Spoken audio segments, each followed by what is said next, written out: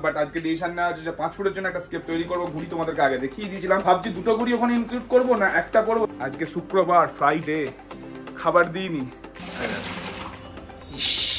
কবে হবে কবে দিতে পারবো কে জানে। এত টাকা দিয়ে গুড়ি কিনে যদি আবার প্রবলেম হয়, গুড়ি তো আমরা দুটো বসিয়ে দিলাম। ইনি এত খ্যাপামো করছে ভাবনার বাইরে, পাগল হয়ে গেছো।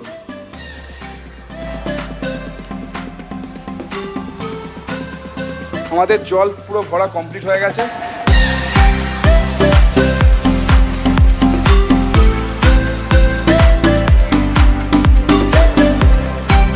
Hello everyone, good morning. কেমন আছো সবাই? আশা করি সবাই খুব ভালো আছেন। Welcome back to my channel with a brand new video guys. Bishal say good morning. Good morning guys. তোমাদেরকে প্রথমেই বলে রাখি, তারকেশ্বর থেকে আসার পর তোমাদেরকে বলেছিলাম যে আমি একটা স্কেপ করব নতুন, হয় 5 ফুট নয় 7 ফুটের জন্য। বাট আজকে ডিসিশন নেওয়া হচ্ছে যে 5 ফুটের জন্য একটা স্কেপ তৈরি করব। ঘুড়ি তোমাদেরকে আগে দেখিয়ে দিয়েছিলাম। আর একটা জিনিস, আমার 5 ফুটের ট্যাঙ্কে কিন্তু একটা সিভি রক দিয়ে কিন্তু আমার একটা স্কেপ করা ছিল। তো আমি রকগুলোকে তুলে দেবো, কারণ এক গাদা জিনিসপত্র ওখানে বলেছিলাম যে হজবরল হয়ে যাচ্ছে। তো রকগুলোকে তুলে আমি কিন্তু বিক্রি করার একটা চিন্তা ভাবনা করছি। বিশাল সেটা সেল আউট করে দেবে আশা করছি। ভাই করে দিস তো? ভাবছি দুটো গুড়ি ওখানে ইনক্লুড করবো না একটা করবো, সেটা এখন স্কেপটা বসাতে আমাদের চিন্তা ভাবনা যা আসবে, যেমন দেখতে লাগবে সেরকম ভাবে আমরা কাজ শুরু করব। আজকে শুক্রবার, ফ্রাইডে, খাবার দিইনি। অ্যারোমাটার সাইজ দেখো, এটা কিন্তু মানে এটা হচ্ছে একদম রিসেন্ট আপডেট। আর এই যে আমার অস্কার, সব আজ খেতে পাইনি, এ তো খুব দুঃখে আছে, বলছে আমাকে খাবার দে তাড়াতাড়ি যেভাবে পারবি। পারছি না আলাদা কথা। আমরা জি জানসে চেষ্টা করেছি তাকে সব ব্লগে তোমাদেরকে এন্টারটেইন করার জন্য। তো চলো আর না বকে ভাট, আজকের কাজ শুরু করা যাক। বারবারই একই কথা বলছি। দেখো উপরে একটা আস্তরণ দেখতেই পাচ্ছ, মানে ট্যান কিন্তু ছেড়েছে ভালো রকমই। দেখো, সো জানি না কি হবে, কি হচ্ছে বিশাল। লাগানো যাবে? হ্যাঁ লাগানো যাবে। ট্যান ছেড়েছে থেকে স্তর পড়ে গেছে। স্তর পড়ে গেছে না? আগে একটু মগে করে এটাকে করতে হবে নাকি? হ্যাঁ একটা এইদিকে বালতিতে রাখ।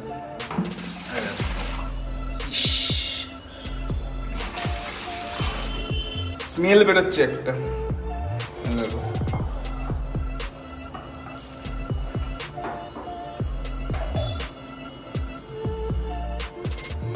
কবে হবে কবে দিতে পারবো কে জানে। দেখা যাক, যদি আজকে দিতে নাও পারি আজকে একটা ট্রাই নেবো। যদি না হয় তো করার তো কিছু নেই। তো আমাদের 5 ফুটের ট্যাঙ্কটা পরিষ্কার করে কমসে কম 5 ফুটের স্কেপটাকে তো তুলে নিতে হবে। অনেকটা সময় আজকে অতিবাহিত হবে বুঝতেই পারছি গাইস, কারণ এটা পরিষ্কার করে আগে গ্রামের জলটাকে পুরোটা ফেলতে হবে। গ্রামের জলটা ফেলে ভাবছি একবার রোদে এটাকে দিয়ে পটাশিয়াম পারম্যাঙ্গানেট একবার চুবিয়ে রোদে দিয়ে আসবে। কি বলিস? এই রকগুলোকে তুলে নেবো আজকে। বেচারারা আজকে খেতে পায়নি কিছু, সবার আজকে ফিডিং অফ। শুধু এই গুঁড়িটা একটা থাকবে, এই স্কেপগুলোকে তুলে দেবো। যদি আমাকে প্রথম থেকে তোমরা দেখো আমাদের ভিডিও, মাছের ভিডিও, অ্যাকুরিয়ামের ভিডিও, তো তোমরা জানবে যে কত ছোট ছিল। এবং 3 ফিটে আমরা প্রথম চিকলেটদের ঢুকিয়েছিলাম আর কি। আর এখন দেখো আমার গোলু সব একটু রেগে আছে, খেতে দিনই না। জোর কদমে চলছে পরিষ্কার গাছের গুঁড়ি। এটা হ্যাপা নেই গাইস। হ্যাঁ, একবার স্কেপ তোলো, আবার স্কেপ বসাও, জীবনের স্যাটিসফ্যাকশনটাই চলে গেছে মনে হচ্ছে যেন।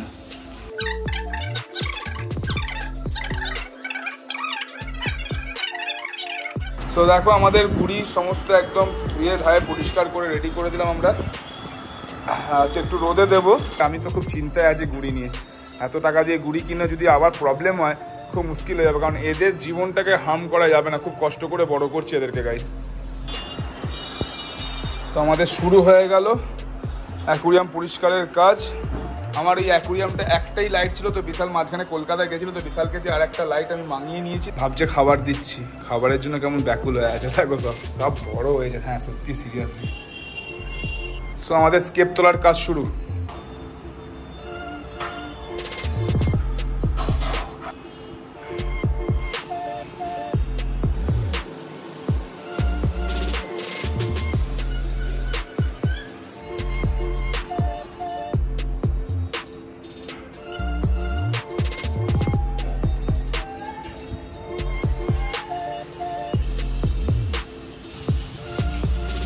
বলেছিলাম কয়েকটা তুলবো, বাট যখন আজকে পরিষ্কার হচ্ছে এই সব কিছু একবারে ঝেড়ে তুলে নিয়েছি। তো এখন গুড়িটাকে সেট করে দেখা হবে যে গুড়িটা কি পজিশনে আছে আর কেমন লাগছে। আমার মনে হয় না যে আজকেই আমি গুড়িটা এখানে ইনক্লুড করতে পারবো। জাস্ট একবার যেহেতু আজকে জল পরিষ্কার হবে, গুড়িটাকে ঢুকিয়ে আজকে আমরা দেখছি যে কেমন লাগছে। সো দেখো গুড়ি তো আমরা দুটো বসিয়ে দিলাম, স্কেপটা এরকমটা লাগছে, ভালো করে দেখো, ভালোই লাগছে, খারাপ লাগছে না,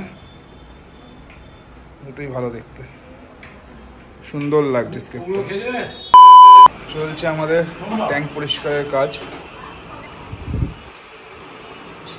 ডিসাইড তো করলাম যে এখানেই দুটো গুড়ি বসাবো। এবার গুড়িগুলো তো এখনো পর্যন্ত ঠিকঠাক সিজলিং হয়নি, তাই জন্য গুড়িগুলো তুলে ওইখানে রেখে দিয়েছি। জানি না কি হবে কদ্দূর। 7 ফুটের ট্যাঙ্কের জন্য অন্য কিছু একটা ব্যবস্থা করব যখন ওরা একটু বড় হবে। 25% জল এখনো পর্যন্ত নেমে গেছে। ময়লা তো গাদা হয়েছিল, কিছু বালিও আমরা তুলছি, ওগুলোকে ধুয়ে নেবো, ধুয়ে আবার এখানে ইনক্লুড করে দেবো। তবে পাথরের থেকে বালি থাকাটা বেশি সুবিধা, বল যখন তখন তুলে পরিষ্কার করে নেয়, পাথর মাথা খারাপ হয়ে যায়। আমরা টিফিন করতে গেছিলাম, মানে লাঞ্চ করতে গেছিলাম। লাঞ্চ করে আসার পর দেখছি ইনি এত খ্যাপামো করছে ধারণার বাইরে। অস্কারগুলোকে আর একটু হলে খেয়ে নিত খানিকক্ষণের জন্য, তাই বাধ্য হয়ে দাদা এখন মাংস কাটতে বসেছে। আচ্ছা, তেলাপিয়া দেখো না কেমন করছে, খ্যাপামো করছে, চারিদিকে ঘুরে বেড়াচ্ছে, পাগল হয়ে গেছো। বিগিনাররা অস্কার এই রেড টেল ক্যাট পুষো না। রেড টেল ক্যাট পোষার আগে খুব সাবধান।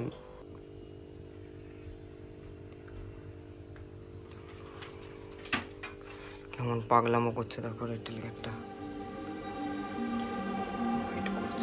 দিচ্ছে এবার, চলো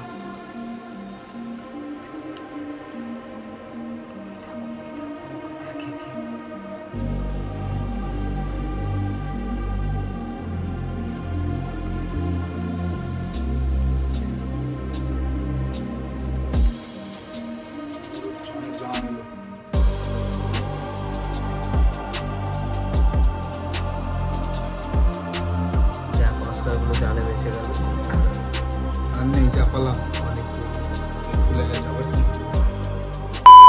এখন আমরা এই স্পঞ্জ ফিল্টার পরিষ্কার করব এখানে, আর সাম্পের পুরো সামটাকে এখন ক্লিয়ার করব, কারণ সাম্পে দেখতেই পাচ্ছ কি ময়লা। ইস কি ময়লা দেখো গাইস। প্রায় হয়ে গেল 2 সপ্তাহ স্পঞ্জ পরিষ্কার করা হয়নি, 2-3 সপ্তাহ রাখা উচিত।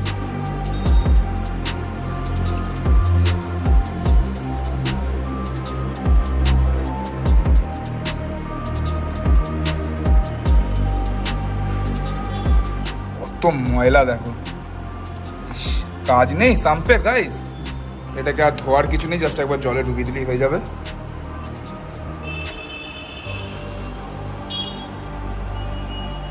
কি অবস্থা।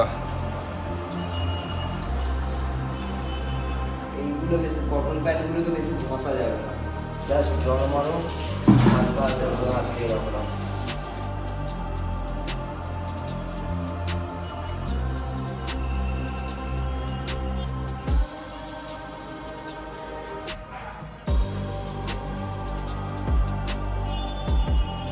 আপাতত আমরা এই দুটো জিনিসই বসালাম, কারণ 2 দিন পরেই বারবারই বলছি আবার স্কেপ তৈরি হবে।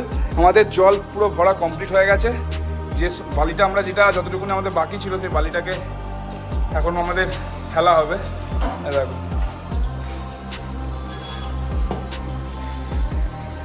এরা তো দেখে তো মনে হচ্ছে না কেউ স্ট্রেসে আছে, তবুও আমরা একটু রক সল্ট দেবো। আর এখানে গুঁড়ি ঢোকানো হয়ে গেছে, এবার জল ইনপুট করব।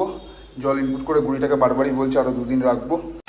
আশা করছি আজকের ব্লগটা তোমরা অনেক কিছু জানতে পারলে, তোমাদেরকে অনেক কিছু দেখালাম। তো দেখা হবে নেক্সট ব্লগে। Till then be safe, take care and always be happy. এবং আমাদের চ্যানেলে নতুন বন্ধুরা যারা আসছো, তোমরা যদি এতক্ষণ পর্যন্ত ভিডিওটা দেখে থাকো, যদি একটুও তোমাদের ভালো লেগে থাকে, তো অবশ্যই একটু like, share, comment and subscribe করতে একদমই বলো না। আমাদের আদিত্য ব্লগিং ফ্যামিলির সঙ্গে যুক্ত হোক এবং আমাদের আদিত্য ব্লগিং ফ্যামিলিকে আরও বৃহত্তর করে তোলো। দেখা হবে নেক্সট ব্লগে।